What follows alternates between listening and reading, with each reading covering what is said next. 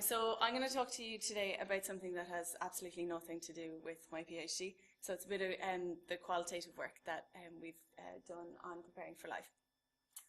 This is a paper that I'm working on with Mimi Tatlow-Golden, Christine O'Farrelly, Claire O'Rourke and Orla Doyle, which is looking at resilience and early school experiences for children when they start in junior infants.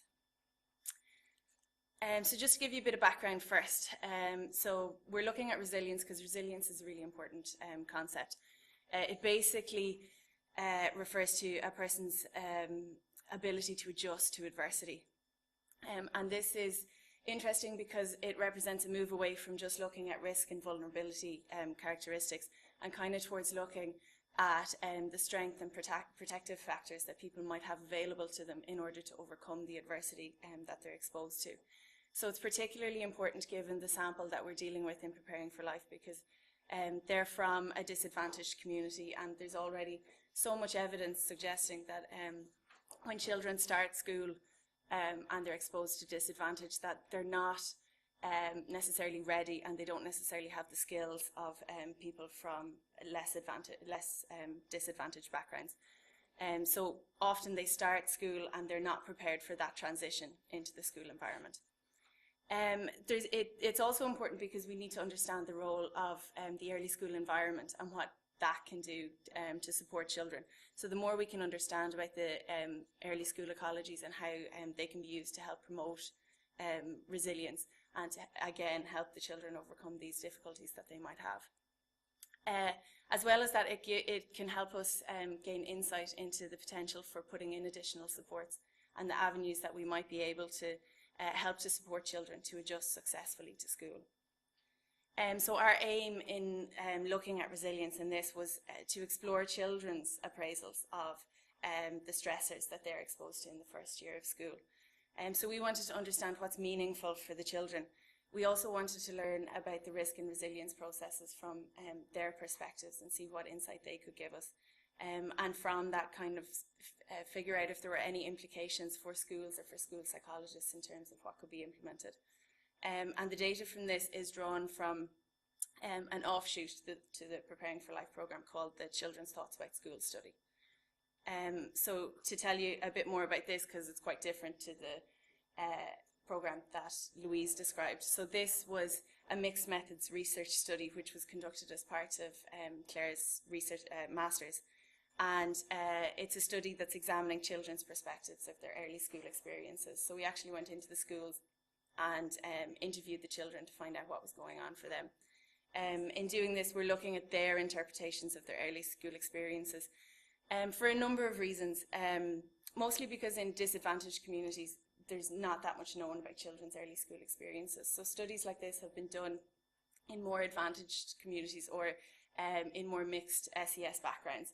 But very little is known about disadvantaged communities specifically. And it's kind of important to get more insight into this because their experiences could be quite different. And also the value of exploring children's perspectives on early school experiences has been well established, and in the evidence kind of shows that their perspectives can differ quite substantially from the perspectives of other adults in their lives. So for example, one study which looked at early school experiences found that while the teachers were more focused on academic performance and how the children were performing academically when they were in school, the children were more focused on more socio-emotional factors like the friends and the peers that they were engaging with. In terms of how it sits within PFL then, it's going to complement the existing evaluation. So like Louise described, we already talked to the parents at multiple time points. We sit down, we have focus groups with the mothers, we have focus groups with the fathers as well, and we talk to the mentors and the teachers. So it only makes sense that we would go and talk to the children as well and see what they have to say. Our eventual aim with this study overall is to compare the data experimentally and to look and see if there are differences between the high and the low treatment group in terms of their early school experiences. Quite an ambitious project, but it could be hugely insightful. So the method that we used for the Children's Thoughts About School study, it went through a rigorous process of development. So first of all, we went and reviewed the available measures, and we had to kind of see what was the best we could do and what was the most feasible that we could do. So after that, we then consulted with the Preparing for Life implementation team, because they're very familiar with the community and what would be acceptable to them. We went into the schools and we talked to the principals and the teachers to see, because they know the children the best, and they were able to give us insights into how the children might react to different measures and changes that we might need to make. And we also consulted with a variety of developmental experts in the area, again, to get their insight. In terms of recruitment, we recruited over 2 years. So we recruited first in March 2014, and then we recruited again in March 2015. The participants in the study were drawn from 2 schools and from 10 junior infant classes. In total, we ended up with 57 children. 15 of those are in the high treatment group, 16 are in the low treatment group, and 26 of them are in the schools in the community but are in neither the high or the low treatment group.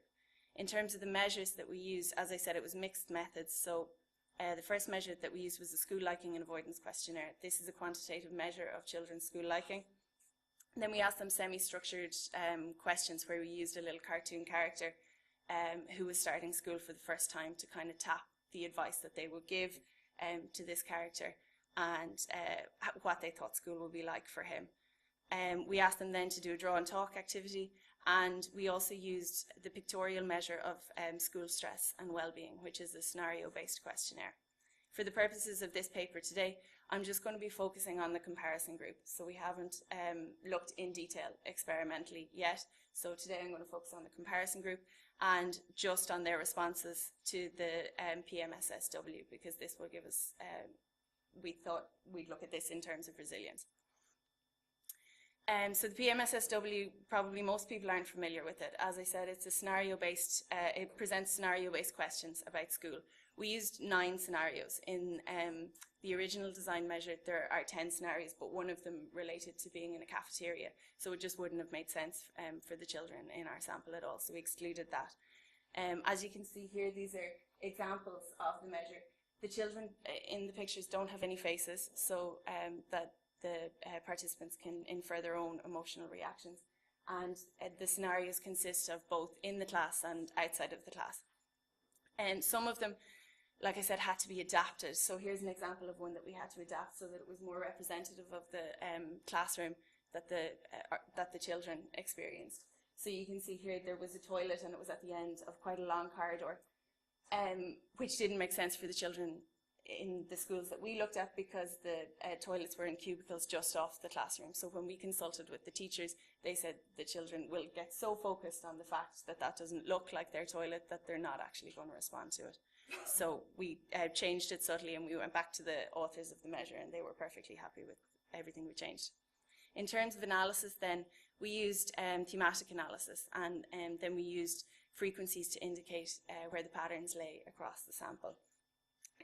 We also looked at it in 2 different ways. So we looked at it inductively and deductively. So from the outset, we wanted to look at it from the perspective of resilience, but we also wanted to allow any other themes that were there to emerge organically.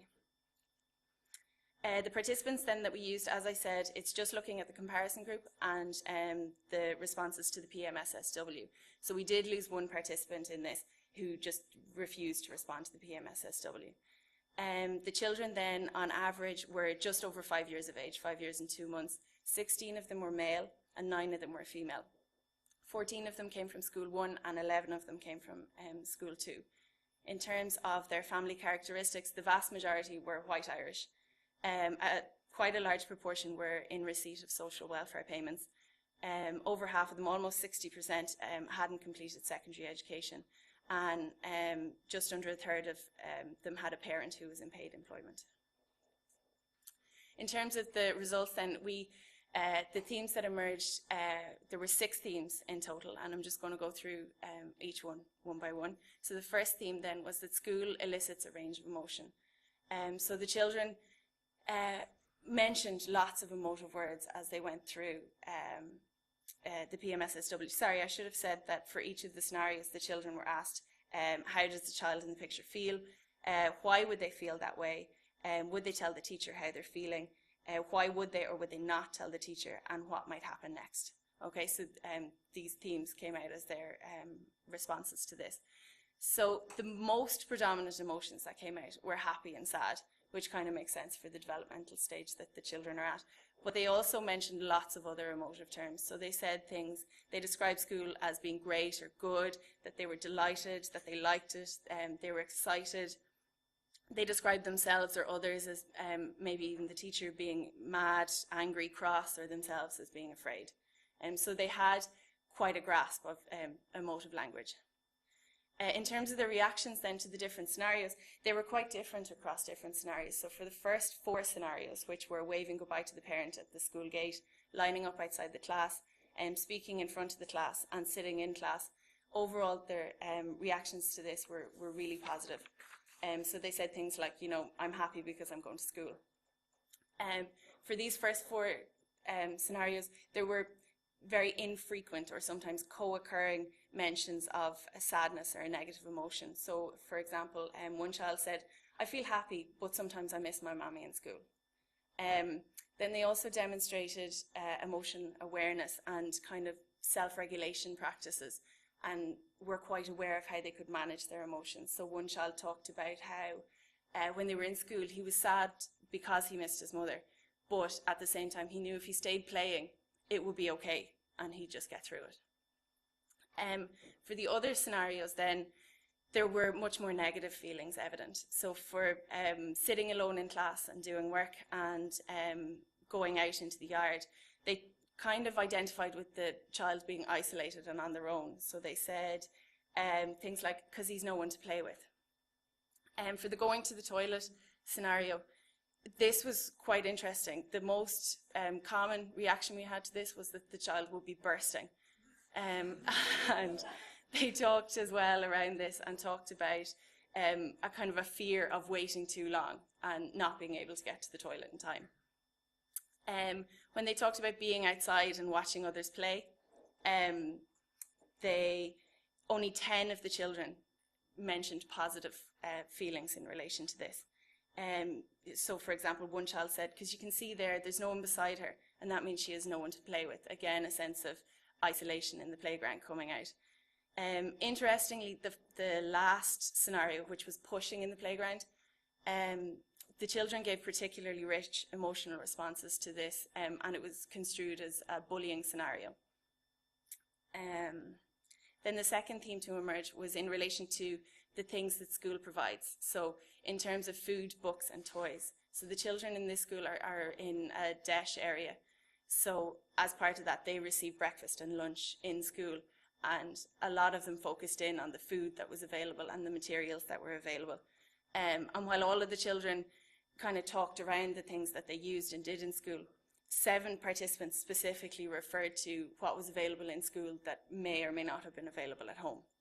So for example, one of the children said, when I got home, I'd be a bit sad. I'd be a bit sad because I loved school better than home, because home has no doctor sets, and I love doctor sets. The next theme then was a sense of competence in the activities that they do in school. So in terms of their playing and their drawing and their learning, they demonstrated that they were very confident in what they were able to do. But interestingly, there was quite a strong focus on play rather than on work. So the children mentioned play and play that they engaged in school 50 times, whereas they only referred to things as work 9 times. And the same is true that in terms of the activities that they did, they talked much more about drawing and things like that than they did about working on their numbers or more kind of traditional school-based activities, let's say. They also talked about their confidence in the class-based activities, with the exception of just one child. And they all seemed quite confident about demonstrating their work to others, and talked about the praise that they would receive for it. So one child said, when he was talking about telling the rest of the class's news, he said, because he's telling everyone, and they're going to go and they're going to say very good. So they were quite confident that they were going to get positive feedback for the work that they did. The next theme then was that school provides structure and gives them expectations of behavioural self-control. So from this, the children were really aware of the class routines and what was expected of them at different stages of the day. So they talked a lot about times, so like playtime, tidy up time, everything seemed to have a slot. And when asked in the scenarios what would happen next, a lot of the children would rattle off one thing after another as what they expected throughout the day until it came to home time. Then they also, when they talked about what happened in the school day, they appeared to use language from the teachers that teachers would have used. So for example, they said things like, I want to play with my partners, or they said things like, look, I have my ears open, which is language that the teacher might have used to them and they had obviously picked up on it. The next theme then related to their relationships with their teachers. So most of the children described really warm and trusting relationships with their teachers. They had a really good understanding of the disciplinary practices. So they talked about how the teachers would ask them to stop if somebody was misbehaving, or they might issue a timeout or use a red card, or even in some instances they might get sent to the principal. But while they noted this and referred to this, when they talked about their teachers, it was much more in terms of a person who was there to provide support and who they could tell if something was going wrong, or that the teacher was there to reward them or give them praise throughout the day. The final theme then was the children's relationships with their classmates. And in these it was quite interesting because while they generated a sense of belonging, there was also quite a sense of loneliness there. So throughout, the peer relationships were really salient and came across quite strongly, but the children's emotions were quite mixed. And this is quite interesting, especially given that early school relationships with other children are really important for later school outcomes. So as I said before, the children talked a lot about loneliness and isolation and really related to the children in scenarios where they were on their own. So they were aware of conflict between their classmates. One child said, she asked, can she play? And that little girl said no. So again, really identifying with exclusion that might go on in the playground. But at the same time, they talked as well about strategies that they used in order to become included. So again, another child said, I ask people, can I play with them? Because it gives me new ideas as well for what I can play.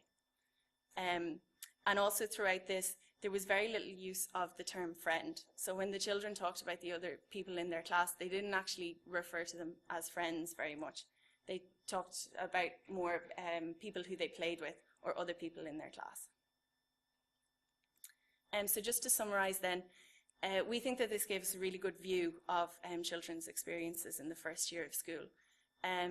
They gave us an indication of factors that can both support and impede resilience. So particularly in reference to play, the children referred quite regularly to play when they talked in the scenarios, which could relate to the fact that there is a play-based curriculum in use in the two schools. And it could mean that this could play an important role in other schools, but as of yet, while there's a lot of literature which supports the use of play and play-based curriculums, there's not a huge amount of evidence, empirical evidence, that has been done. Also in relation to toileting, there was quite a lot of anxiety for the children around toileting, which could suggest that maybe there is a possibility for supporting them through this transition.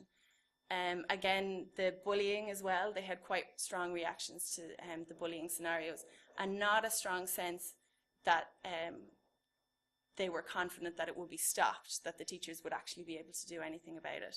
And then just in addition to this, we found that the PMSSW shows a good potential as a structured and adaptable tool in order to tap these kind of things. So then just to conclude, this relates back to the literature and suggests that there is evidence of resilience supporting school ecologies. So Dahl et al. And Thron talked about different factors that could promote resilience in early school experiences, and a lot of the things that came out in our themes map back onto these. For example, access to material resources and a sense of competence that's acknowledged by others, as well as caring and authentic teacher-child relationships, which was quite evident in our data. As well as that, the children talked a lot about their positive feelings, but they also identified stressors that they experienced, which is seen in other literature with the mixed and the more advantaged samples. But different from that, two notable differences from previous studies that we found in our data was the references to school resources. This isn't something that has been evident in other studies where children referred specifically to the things that were available in school and school as a source of provision, as well as that the focus on play isn't seen that much in other studies. Rather, in other studies, there's more of an emphasis on school rules. And then just to note that the findings here have several limiting factors. So first, in terms of the non-responding families, we got quite a decent response rate and got quite a large sample, but there are families out there who didn't return the consent forms, and it is possible that they're systematically different from the families who did, and maybe there are needs that we are not tapping through this study. As well as that, the sample, the size and the composition of the sample. So it is a qualitative study, it's exploratory, and being a predominantly white Irish from a disadvantaged background would limit the generalisability of the findings.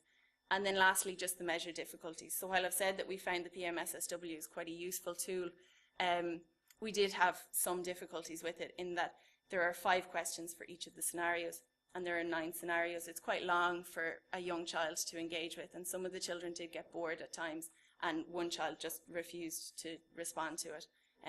So just to keep them in mind as you look at the results. And that is it for me. Does anybody have any questions?